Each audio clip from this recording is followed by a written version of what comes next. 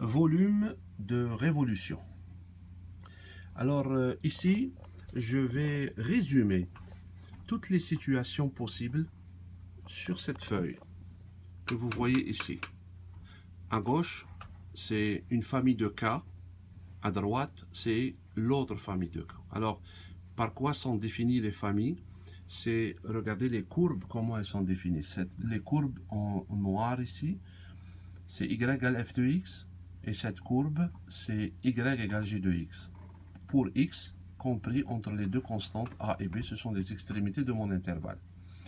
Et cette région, comprise entre les deux courbes et les droites verticales x égale a, x égale b, qu'est-ce qu'elle fait cette région du plan?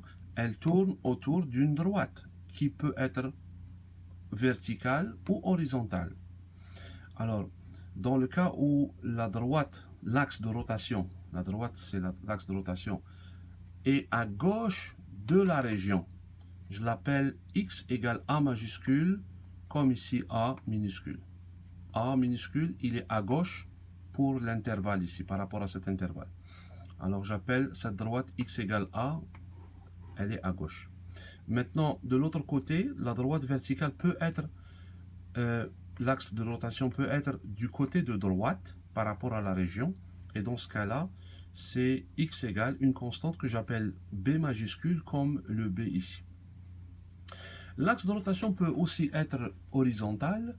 Et dans ce cas-là, il peut être en bas par rapport à la région ou bien en haut par rapport à la région. Alors, en bas, je l'appelle C majuscule, Y égale C majuscule, et en haut, je l'appelle Y égale D majuscule. La deuxième famille de situations, regardez la région, comment elle est définie. Les courbes sont définies plutôt x par des équations du type x égale g de y, x égale f de y, avec y qui appartient à un intervalle ici, c'est l'intervalle C minuscule, D minuscule, C, D. Et l'axe de rotation de cette région peut être vertical, horizontal, et c'est exactement les mêmes droites, les mêmes axes qu'ici. D'accord? Avec les mêmes noms A, B, C, D. Même chose ici, A, B, C, D. Alors, quelles sont les méthodes qu'on peut utiliser et quelles sont les formules? Examinons les cas possibles. Alors d'abord, je vais m'intéresser à cette famille de situations. Alors, je fais tourner cette région autour de y égale c, donc autour de cette droite horizontale. Voici, la rotation se fait par rapport à cet axe. Alors, quand elle se fait par rapport à cet axe, pour cette région-là qui est en haut, par rapport à l'axe, j'utilise la méthode des disques et éventuellement des disques troués. Alors, qu'est-ce que c'est que cette histoire de disque ou disque troué? Alors, disque, j'enlève troué, si quoi? Si il n'y a pas de trou. Donc, il n'y a pas de vide ici.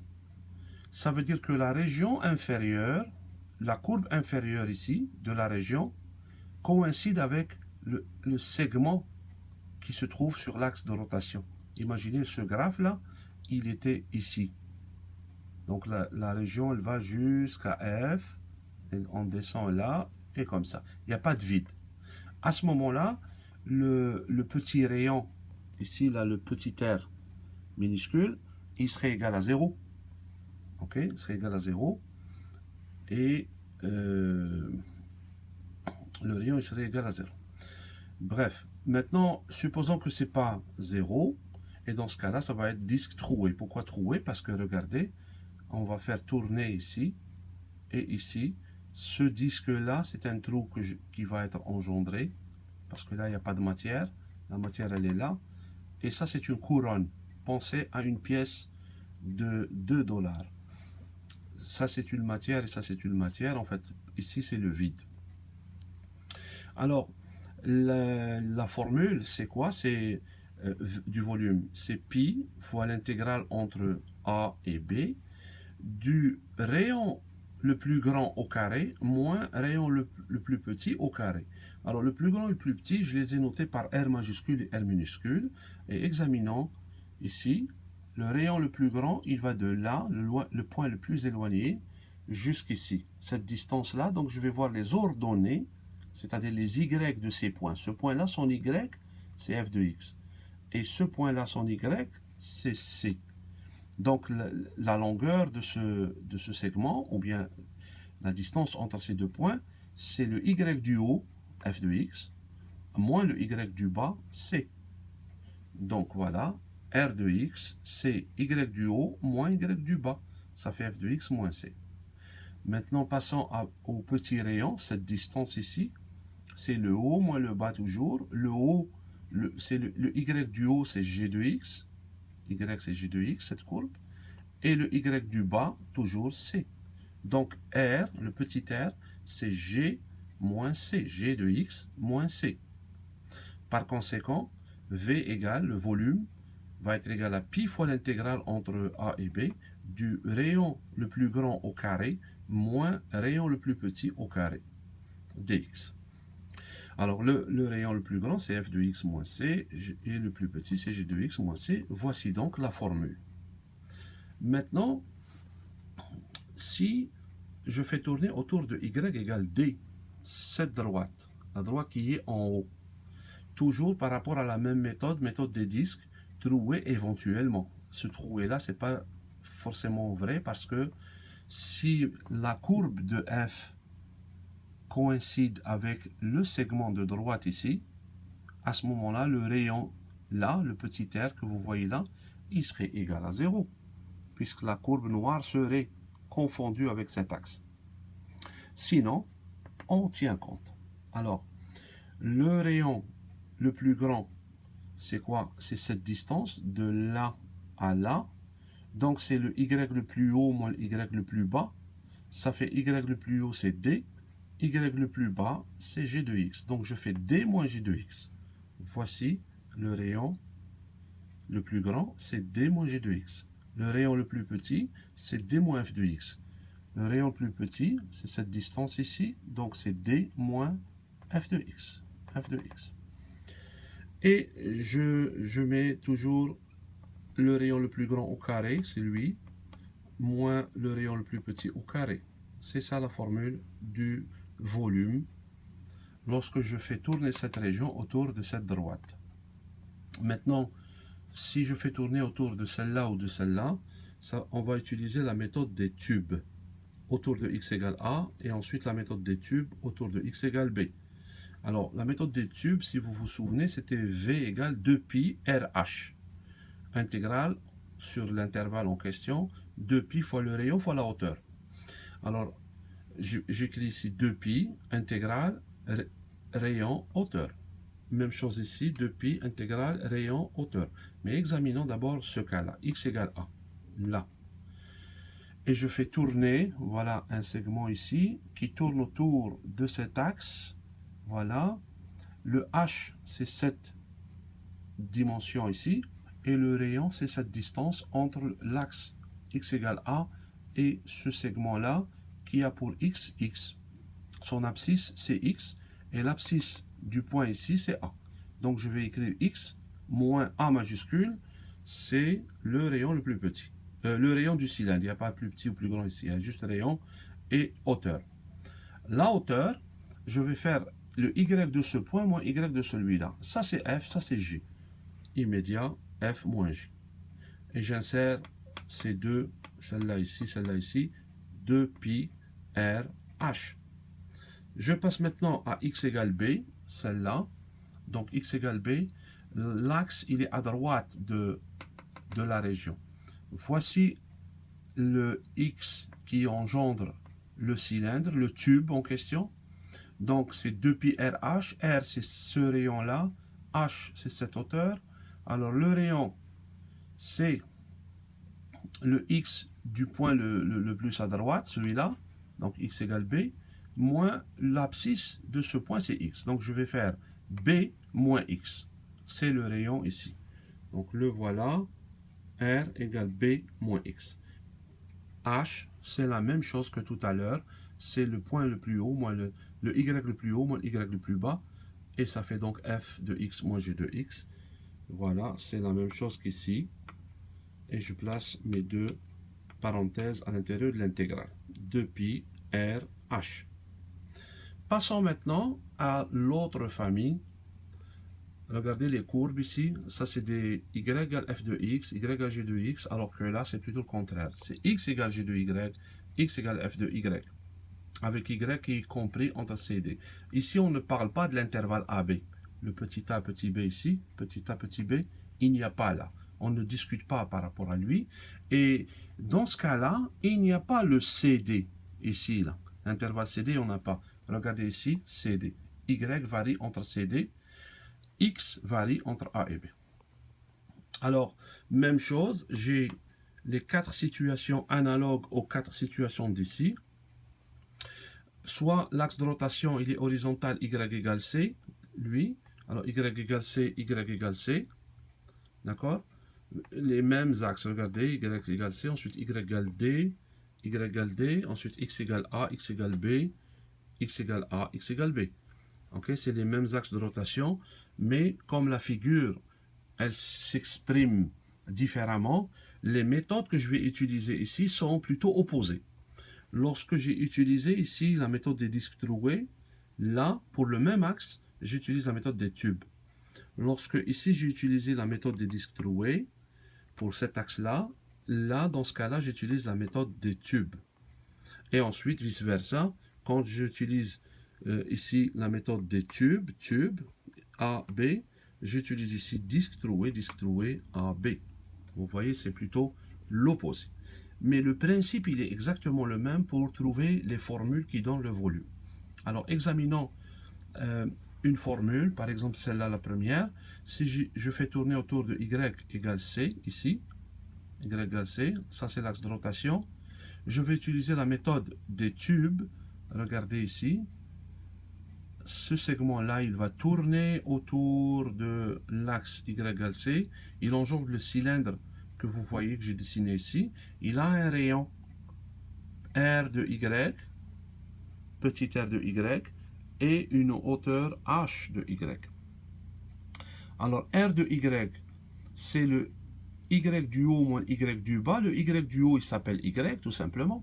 Et le Y du bas, c'est C.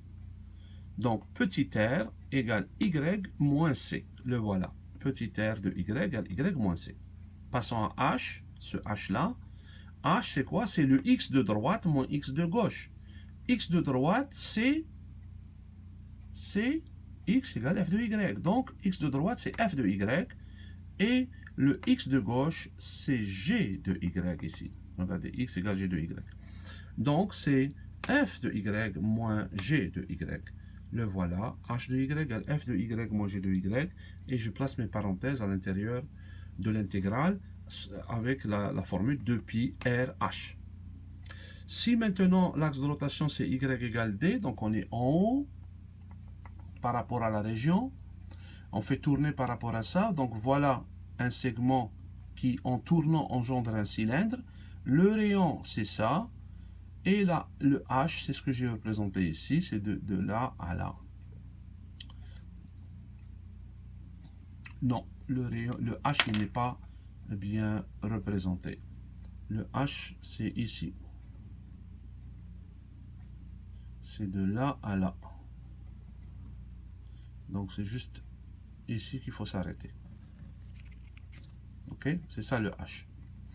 Alors, par rapport à ici R, c'est le Y du haut, c'est D, Y du bas, c'est Y. Donc D moins Y. Le H, c'est tout simplement, comme tout à l'heure, le F de Y moins G de Y, ici. Ok, donc oubliez ce prolongement ici. En fait, ce prolongement, c'est comme si j'avais pris Y égale D, c'est l'extrémité, donc ça n'apparaît pas, c'est pas visible. Je recule un petit peu en arrière pour mieux voir. Donc voilà, c'est donc F moins G, voilà F moins G. Passons maintenant aux axes de rotation verticaux, X égale A par exemple. Si je fais X égale A, je fais tourner un segment perpendiculaire à l'axe. Un segment perpendiculaire à l'axe. Voilà il y a un rayon le plus grand. Alors, le voilà. C'est celui-là. Il y a petit r de y et grand R de y. Le grand R, c'est la distance entre ce point, le x de ce point, et le x de ce point. Le x du point de droite, c'est tout simplement f de y, et le x du point de gauche, c'est a. Donc le R le plus grand, R majuscule, c'est f de y moins a majuscule. C'est f de y moins a majuscule.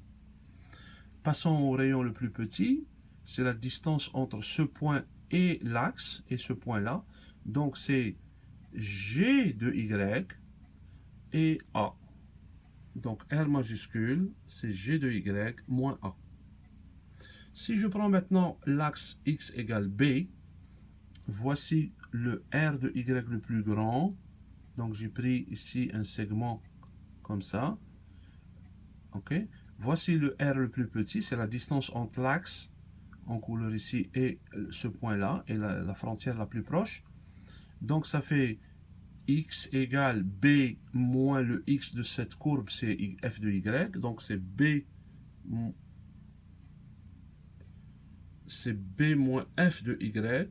Ça c'est le rayon le plus petit, le voilà. Le rayon le plus petit, c'est b moins f de y. Et ensuite, le rayon le plus grand, c'est b moins, là c'est g de y. C'est b moins g de y, r le plus grand. La formule c'est toujours la même. C'est plutôt pi, pas 2pi ici. Ça c'est 2pi quand c'est la méthode des... Là c'est seulement pi. Ok, enlever ce 2. C'est pi fois l'intégrale rayon le plus grand moins rayon le plus petit. Pi, même chose ici. Pi fois l'intégrale rayon le plus grand moins rayon le plus petit. Par contre, quand c'est la méthode des tubes, c'est 2pi RH. 2pi RH. Donc voilà, c'est parce que j'avais écrit 2pi deux fois en avant, j'ai continué avec la même. Et là, regardez bien, c'est pi, pi, et là c'est 2pi, 2pi. Là, il n'y a pas eu l'erreur parce que j'avais commencé par pi plutôt que 2pi. Donc voici un résumé global de toutes les situations que vous pouvez rencontrer lors des exercices. Ça va être à chaque fois l'un de ces 8 cas. 4 ici, 4 ici. Donc, ce que je vous conseille de faire, d'abord d'avoir une idée sur la région du plan. Est-ce qu'elle est de ce type ou bien est-ce qu'elle est de ce type? Et là, vous pouvez le savoir facilement en regardant les équations de vos courbes. Est-ce qu'elles sont données du type x égale quelque chose ou bien y égale quelque chose? Donc, vous allez tout de suite savoir est-ce que vous êtes à droite ici ou à gauche. Et une fois que vous localisez votre région, examinez votre axe de rotation. À chaque fois, vous allez avoir un axe à la fois. Donc, est-ce qu'il est à droite? Est-ce qu'il est à gauche? Est-ce qu'il est en haut? Est-ce qu'il est en bas? Par rapport à la région qui va tourner autour de l'axe. Et selon les cas, voici les 4 cas possibles. À chaque fois, voici la méthode à utiliser et la formule à utiliser pour trouver le volume. Question que vous pouvez avoir, et si par exemple dans ce cas-là je décide de ne pas utiliser la méthode des disques mais j'utilise la méthode des tubes, dans ce cas-là, ben, sachez que ça va être compliqué tout simplement. Alors à chaque fois que vous décidez le contraire, ça va être compliqué pour les 8 cas ici, sauf bien entendu si on est dans des cas particuliers extrêmes, comme par exemple ici, là, si vous prenez cette région un rectangle, vraiment un rectangle, 4 côtés comme ça, ben là, vous utilisez n'importe quelle méthode, ça fonctionne très bien.